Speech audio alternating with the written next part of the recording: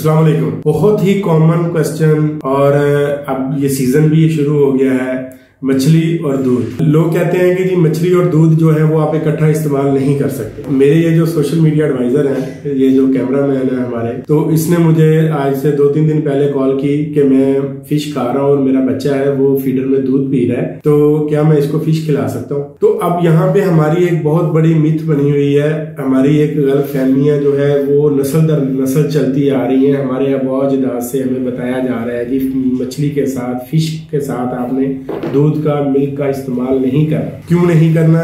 क्योंकि इससे skin allergy हो जाती है, विटिलिगो होती है, यानी स्किन के ऊपर व्हाइट पैचेस बन जाते हैं डिफरेंट स्किन के ऊपर। तो मैंने फिर इस पे थोड़ा सा बेसिक कॉन्सेप्ट तो मुझे पहले भी था, लेकिन फिर मैंने इस पे रिसर्च की। रिसर्च में बहुत से इंडियन आर्टिकल्स भी मेरे सामने आए और उसमें बहुत सी और मिथ्स थी जो हमारे इस्लामिक पॉइंट ऑफ व्यू पे भी थी, और अंग्रेजों ने भी इसके ऊपर बहुत सारा वर्क किया हुआ है। बेसिकली अगर आप इन दोनों के इंग्रेडिएंट्स देखें, दूध और मछली, अब ये जो दोनों के अंदर इंग्रेडिएंट्स यानी प्रोटीन और इन जो न्यूट्रिएंट्स हैं वो सेम होते हैं, लेकिन उनकी कंपोजिशन डिफरेंट होती है। जो फिश है उसके अंदर प्रोटीन की कंपोजिशन और होगी, दूध के अंदर कंपोजिशन और होगी। अगर इन दोनों को साथ इस्तेमाल किया जाए तो इससे कोई भी इंटॉलरेंस क्रिएट नहीं होती और ना ही इनसे कोई रिएक्शन होता है और ना ही ये बॉडी के लिए हार्मफुल है। ये एक हमारा मिथ बना हुआ है कि फिश के साथ दूध को इस्तेमाल नहीं कर सकते। होता यह है कि कुछ लोगों को लैक्टोलोज इंटॉलरेंस होती है। लैक्टोलोज इंटॉलरेंस ये होती है कि एक लैक्टोज हमारा एक एलिमेंट होता है जो दूध के अंदर पाया जाता है, और कुछ लोगों को उससे एलर्जी होती है।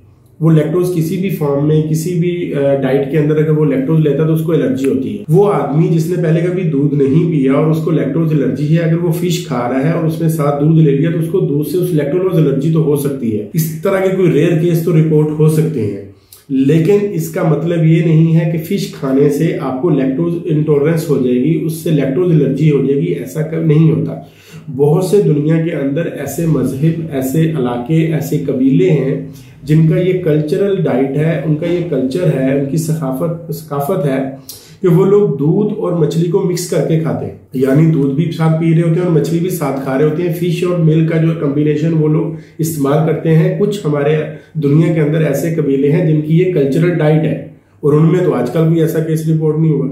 हमारे अंदर एक मिथ है, और हमारे वैसे भी पाकिस्तानी कौम को और हमारी इस बरसगीर के अंदर एक चीज जो मिथ चल जाती है वो फिर सालों साल, वो फिर नस्लों दर नस्ल चलती है। फॉर एग्जाम्पल कि आपके आगे से जी बिल्ली गुजर जाए तो आपके लिए अपशगुन है, ठीक है, तो ये एक मिथ बनी हुई है। तो इस तरह की बहुत सारी मिथ्स हैं जो हमारे यहाँ एग्जिस्ट करती हैं। एक्चुअली साइंटिफिकली, प्रैक्टिकली, फिजियोलॉजिकली, पैथोफिजियोलॉजिकली उनका कोई एग्जिस्टेंस नहीं है। ऐसा कुछ नहीं होता। मछली और दूध आप इस्तेमाल कर सकते हैं, इनका आपस में कोई केमिकल रिएक्शन नहीं होता और स्टोमक के लिए बिल्कुल नुकसानदेह नहीं होती। हाँ, कुछ लोग, अब यहाँ पे एक चीज और है, कुछ लोग कहते हैं जी दूध है इसकी तासीर जो है वो ठंडी होती है, और जो मछली है इसकी तासीर है वो गर्म होती है। अगर दोनों चीजों को आप साथ इस्तेमाल करेंगे तो ये आपके बॉडी के लिए नुकसानदेह है। एक चीज मेरी हमेशा याद रखिएगा, हम कोई भी चीज इस्तेमाल करते हैं वो ना तो डायरेक्टली हमारे जॉइंट्स में, जोड़ों में, हड्डियों में चली जाती है, और ना ही डायरेक्टली वो हमारे ब्लड के अंदर चली जाती है। बेसिक कोई भी डाइट है हमारी, वो हमारे स्टोमक के अंदर उसकी डाइजेशन होती है। डाइजेशन के 3 से 4 स्टेप्स हैं। पहले हमारे मुंह के अंदर डाइजेस्ट होती है, हमारा सलाइवा उसके अंदर इंक्लूड होता है, वो उसको इनिशियल लेवल पे डाइजेस्ट करता है। उसके बाद फिर स्टोमक में जाती है, वहां से स्क्रीशंस अब उसको मिलती हैं, और स्टोमक के अंदर बहुत सी स्टोमक की अपनी स्क्रीशन होती हैं जो उसको डाइजेस्ट करती हैं, और उसके बाद फिर नीचे वाली छोटी आंत का पहले हिस्से में चली जाती है। वहां से हमारे पैंक्रियास से स्क्रीशंस आ रही हैं, लबलबा से, उधर से हमारे गॉल ब्लैडर से स्क्रीशंस आ रही हैं, जो इस डाइट को फिर उसके मुताबिक जो है वो डाइजेस्ट करती हैं। और हजम प्रोटीन है तो उसके लिए अलग एंजाइम आएगा, कार्बोहाइड्रेट है तो उसके लिए अलग एंजाइम आएगा। अल्लाह ताला ने एक बड़ा स्पेसिफिक निज़ाम और सिस्टम रखा हुआ है। और अगर आपका कार्बोहाइड्रेट फैट है, लिपिड है, तो उसके लिए अलग से आपके एंजाइम आएंगे जो उसको जाके डाइजेस्ट करेंगे।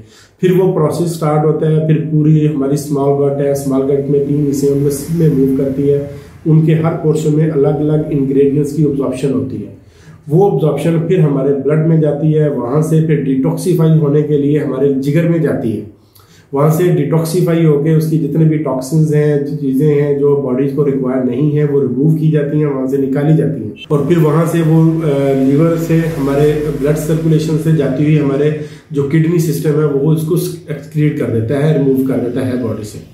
तो वो जो अब एक रिक्वायर्ड एलिमेंट किसी भी डाइट का है, अब वो ब्लड में जाएगा। अब वो ब्लड से हमारे ब्रेन में, लंग्स में, हार्ट में, कोई भी बॉडी का ऑर्गन है, सर से लेके पांव तक, हर जगह जहां भी रिक्वायरमेंट है, जिस टिश्यू की, जिस न्यूट्रिएंट की रिक्वायरमेंट है, वो वहां जाके एब्जॉर्ब होता है, वहां जाके अपना प्राइमरी फंक्शन करता है। तो ये चीज समझनी बहुत जरूरी है कि इनका गर्म ठंडी चीजों का ताल्लुक नहीं है। तो हाँ, एक चीज है कि आपने किलो मछली खा ली, किलो दूध पी लिया, किलो फिश खा ली, 1 kg आपने फिश ली और 1 kg आपने मिल्क ले लिया, तो ओवर ईटिंग होगी, ठीक है, हैवी स्टोमिक हो गया आपका, और इससे आपको स्टोमिक एक, ब्लोटिंग, अनकंफर्टेबल, एपिगैस्ट्रिक डिस्कम्फर्ट, तो ये सारी चीजें क्रिएट होंगी। तो आप समझेंगे कि शायद मुझे मछली और दूध से हुआ है। मछली और दूध से नहीं हुआ, आपकी जो डाइट प्रोपोर्शन है उससे हुआ है। आपकी डाइट प्रोपोर्शन को ठीक रखें। इंग्रेडिएंट जो नेचुरल चीजें अल्लाह ताला ने बनाई हैं, नेचुरल चीजों का आपस में कोई भी इंटरलिंक या कोई केमिकल स्वेयर रिएक्शन नहीं होता।